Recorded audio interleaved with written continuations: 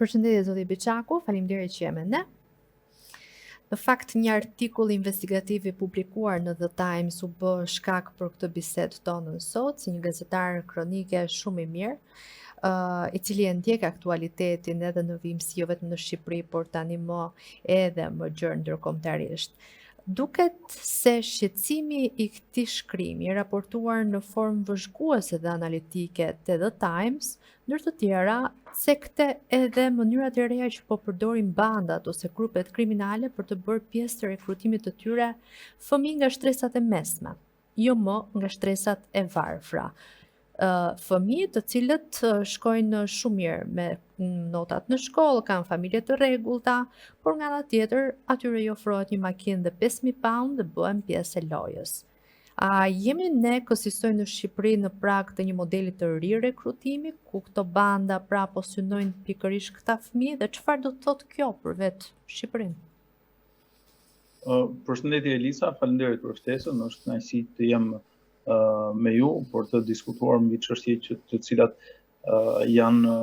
jashtëzakonisht të rëndësishme dhe prekin një pjesë konsiderueshme të shoqërisë tonë, e cila si thua është akoma në një periudhë transformimi dhe ndryshimi të vazhdueshëm përgjatë këtyre kohëve dhe sigurisht duke qenë se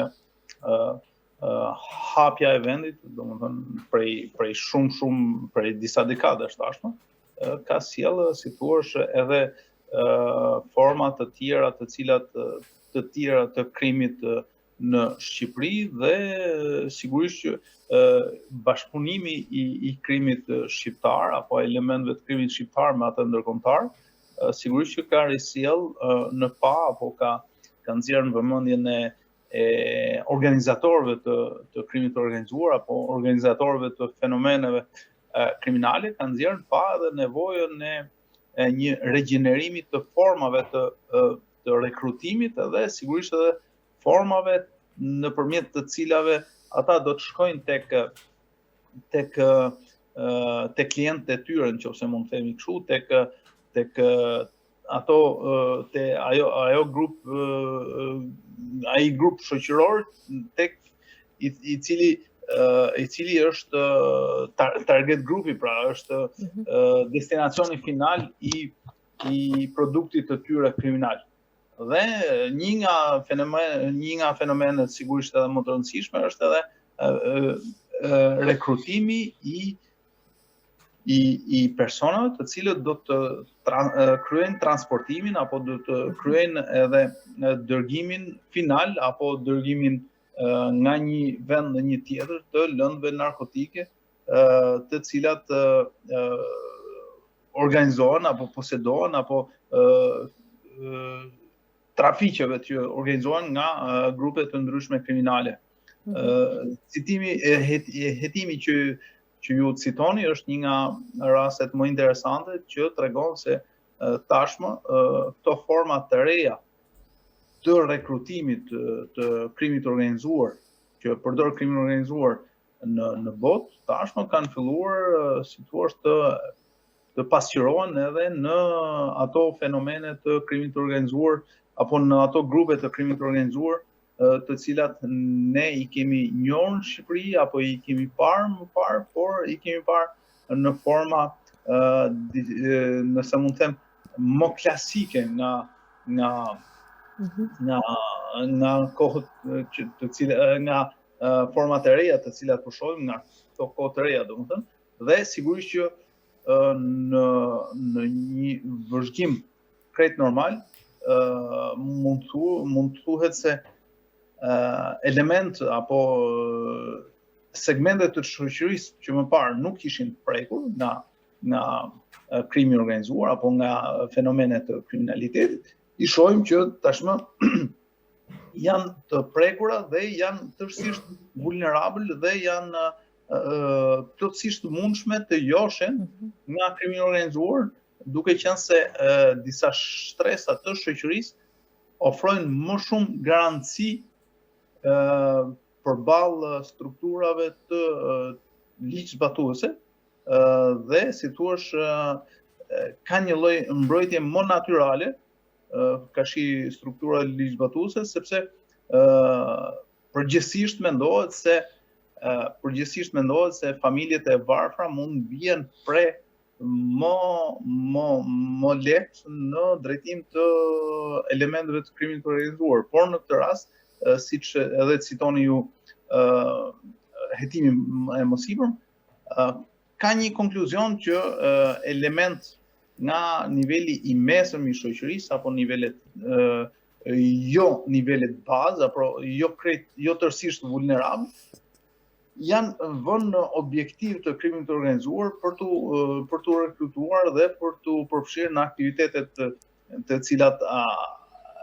këto struktura kryen gjatë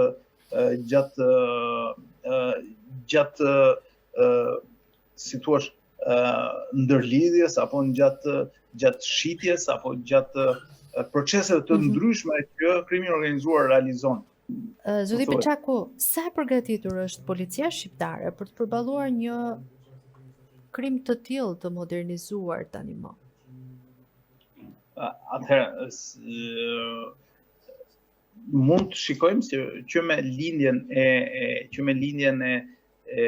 mjeteve të reja të komunikimit, kemi parë edhe fenomene të reja apo fenomene të reja të komunikimit të organizatave, grupeve apo elementeve të krimit, të cilët kanë ndryshuar, si thua, edhe ato kanë ndryshuar format e komunikimit, i kanë përshtatur format e komunikimit të tyre me teknologjinë e re që është zhvilluar, me rrjetet sociale, me telefonat smart, apo edhe me rrjetet e lojrave të cilat përdoren nga të rinjt apo nga ata të cilët mund të jenë edhe lehtësisht edhe target i krimit të organizuar për tu rekrutuar, për tu bërë pjesë e tyre. Dhe sigurisht që si thua, për mendimin tim, kjo duhet jetë një nga sfidat më të mëdha të policisë shtetit aktualisht, policisë në Shqipëri, përveç sigurisht që në vendet e Bashkimit Evropian, në Europën Perëndimore apo në vendet e zhvilluara, Shtetet Bashkuara të Amerikës, tashmë ka prej kohësh struktura të posaçme të hetimit të krimit kibernetik. Dhe sigurisht që strukturat e posaçme, si thua, njësitë e antidrogës, njësitë e tjera të krimit, antikrimit, kanë njësitë posaçme në brendësi të tyre që merren pikërisht me identifikimin, me targetimin e komunikimeve të cilat janë si thua pjesë apo që përdoren për qëllime kriminale, si thua shitja, shpërndarja e lëndëve narkotike, trafikimi i sasive të mëdha të kokainës, qoftë nga vendet e Amerikës Latine, vendet e Amerikës Qendrore, apo edhe vendet të tjera, nëse mund shtojmë këtu edhe Kinën, apo elemente organizuar të elemente të krimit të organizuar kinez, të cilët janë përfshirë masivisht në pastrimin e parave, në pagesat me kriptomonedha, apo edhe format të tjera të cilat ne i shohim aktualisht, por që i shohim si fenomene të reja, apo si fenomene të padëgjuar mbase, por që sigurisht që këto sisteme, këto organizata, apo këto grupe kriminale, kanë kohë që janë përfshirë në këto fenomene dhe sigurisht që kanë kohë që janë, si thua, janë përditësuar, janë përshtatur me këto forma të reja të krimit të organizuar dhe janë përshtatur mjaft mirë me këto forma të reja të përfitimit kriminal. Në këtë kuptim, unë mendoj se mund të jetë duhet të një sfidë e jashtëzakonshme e policisë për të mbikëqyrur qoftë elementet, por sigurisht për të mbikëqyrur edhe rrjetet sociale nëpërmjet cilave komunikojnë apo organizohen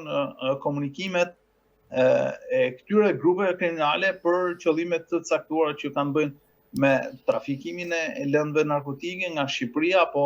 jashtë Shqipërisë, apo shitjen e brendshme tek grupet e vogla, por sigurisht edhe siç janë figura të tjera të krimit, siç është pastrimi i parave, apo nuk duhet përjashtuar edhe fakti se shumë nga ato para që pastrohen apo që investohen për të qarkulluar në krimin e organizuar, shumë prej tyre pastaj riinvestohen apo qarkullojnë për të mbështetur element apo figura të ndryshme politike, të cilat në një të ardhme të shkurtër apo në një të ardhme afatgjatë mund t'ju sigurojnë mbrojtje këtyre grupeve. Në këtë kuptim, unë mendoj që duhet të jetë një sfidë dhe një përgatitje i jashtëzakonshme e policisë shqiptare për të gjetur dhe identifikuar element të përgatitur, të cilën duhet të jenë të gatshëm për të hetuar apo për të përgatitur dosje penale apo akte hetimore, të cilat do të ndihmojnë pastaj policinë në identifikimin, në zbërthimin apo në zbardhjen e aktiviteteve të grupeve të tilla. Do të thënë se ka një sër rrjetesh sociale, siç është Telegram, siç është mund të themi Snapchat, apo është TikTok, apo edhe rrjete sociale të tjera, Instagram, qoftë edhe Facebook, nëpërmjet cilave komunikohet dhe organizohen veprimtari kriminale, të cilat nuk ka nevojë të shkosh në një kafe me një X apo Y person për të krijuar një takim. Fakti që ne aktualisht jemi duke organizuar një intervistë online, nuk do të thotë që strukturat të krimit të organizuar apo elementet të krimit të organizuar për të evituar, si thua, ekspozimin ndaj oficerëve të policisë, ndaj vëzhgimit të policisë në terren, organizojnë takime virtuale nëpërmjet cilave ata vendosin edhe hapat të cilat ata do të marrin lidhje me çështje të caktuara. Patjetër, por nga ana tjetër, a bëhet edhe më e vështirë kur në fakt neve prej disa javësh tani më dhe gjykoj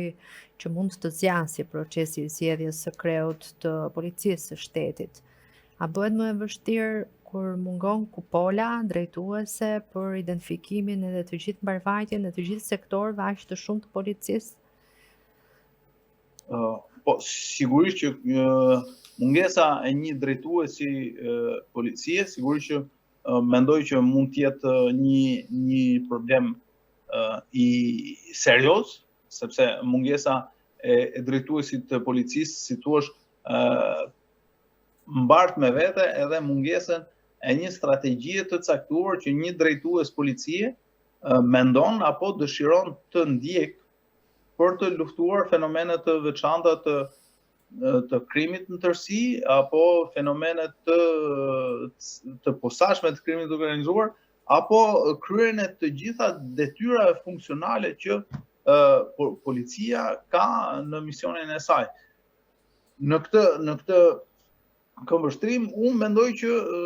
vonesa e emërimit të një drejtuesi të ri policie sigurisht që mund të ndikojë, pavarësisht se si thua sistemi apo strukturat, edhe pse mungon drejtuesi i emëruar i policisë së shtetit apo i mandatuar, mund të vazhdojnë të punojnë me drejtuesin e komanduar, por sigurisht që mungesa e atij personit i cili do të përcjelli filozofinë e tij, por do të përcjelli edhe filozofinë nëpërmjet cilës qeveria kërkon të luftojë krimin e organizuar. Dhe sigurisht që do të ishte dhe do të përbënte një pengesë kryesore dhe sigurisht aktualisht përbën një pengesë jo të vogël, por që shpresoj që gjatë kësaj jave, pra të kemi edhe një drejtues të ri policie, i cili do të përcjellë, siç thash, programin apo sfidat apo detyrimet që policia ka në misionin e saj për të realizuar dhe për të garantuar, si thua, rendin dhe sigurinë publike, por përtej kësaj rendin kushtetues, por edhe atë që ne në përditshmërinë tonë tashmë e quajmë garancia, si thua, nga mos ndërhyrja e krimit të organizuar apo e fenomeneve të ndryshme të krimit në jetën tonë të përditshme. Falenderoj shumë, zoti Biçaku. Faleminderit juve.